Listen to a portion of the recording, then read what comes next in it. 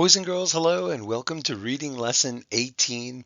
This one is just going to be a little review of some of the things that we've learned. There have been so many strategies that we've covered and so many ideas that we've talked about.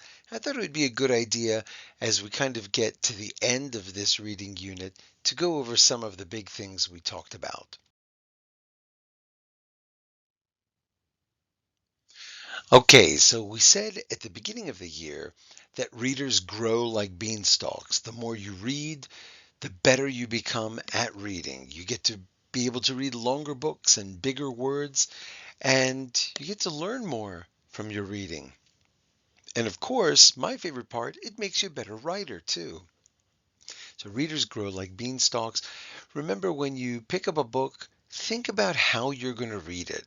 How does the book want to be read? Does the book want you to read it in a funny way, kind of like Mercy Watson, which is kind of silly, right? I mean, it's a pig that lives with humans. Does it want to be read a little bit more seriously, like The Leaving Morning or Those Shoes? Give the book a sneak peek. Okay, pick it up, look at the back, look at the blurb. If there's a table of contents, read it. Okay, it'll give you an idea of what the book is going to be about. Read more and more. At the beginning of the year, I told you you could probably read about 20 minutes a day.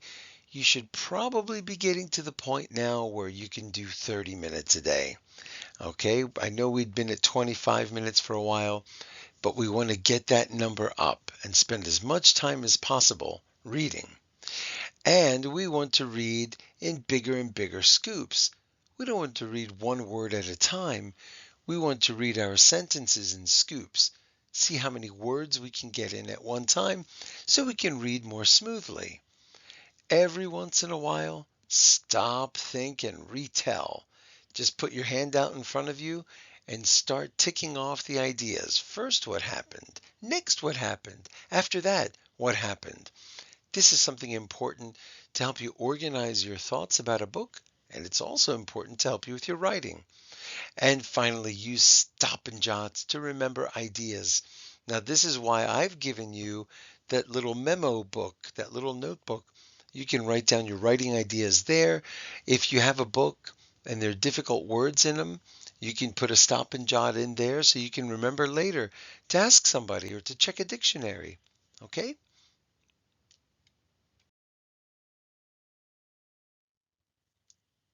All right. We also talked about tricky words. When words are tricky, we roll up our sleeves. And there are lots of strategies here. We said we'll look through the whole word part by part.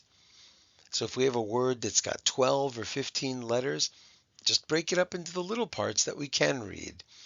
Use what's happening in the story. Think about what happened in the previous sentence and what's going to happen in the next sentence. Sometimes that'll help you figure out a hard word. Check the picture and think what else would make sense. Now, in foundations that we've been talking about compound words, look for a word inside a word. Okay, you might see a word like come in welcome, or tick inside of tickle, or ill inside of pill. Sorry. And then use vowel teams. We have learned a lot so far this year, and see if a different sound would help. When you see that tricky EA, ask yourself, is it E here or E? Is it teacher or teacher? The yellow card says read and ask. Does that sound right? Once you think you figured out a word, read that sentence aloud to see if it makes sense. Now, don't just say the words. Figure out what they mean too. Sometimes there are words that are very easy to read, but we just don't know what they mean. Use some of the strategies above to see what works. Use the picture, use the story. Okay, don't just skip the word. Then don't give up. Try something, take a guess. Don't just leave words on the page that aren't going to be read or figured out. Do your best. They're there for a reason, and they'll help you understand the story better.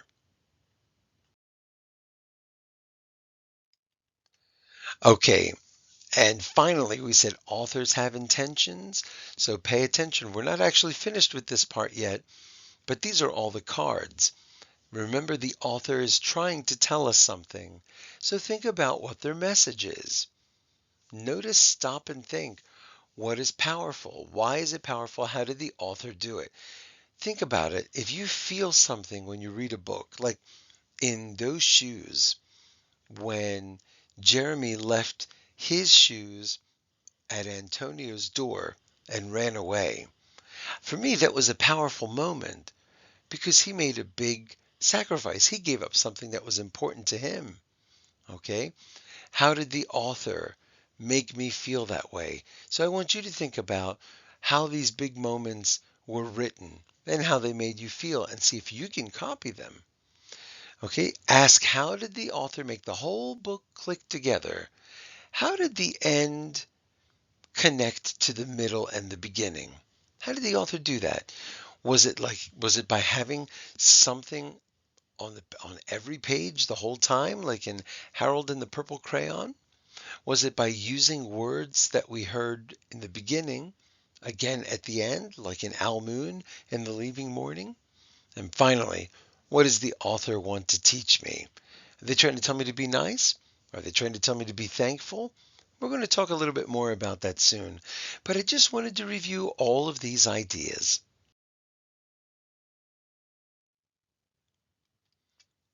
Okay, boys and girls, go to your favorite reading spot, crack open a couple of books, read and reread. I'll give you more when you're ready for them.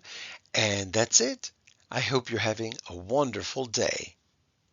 The end.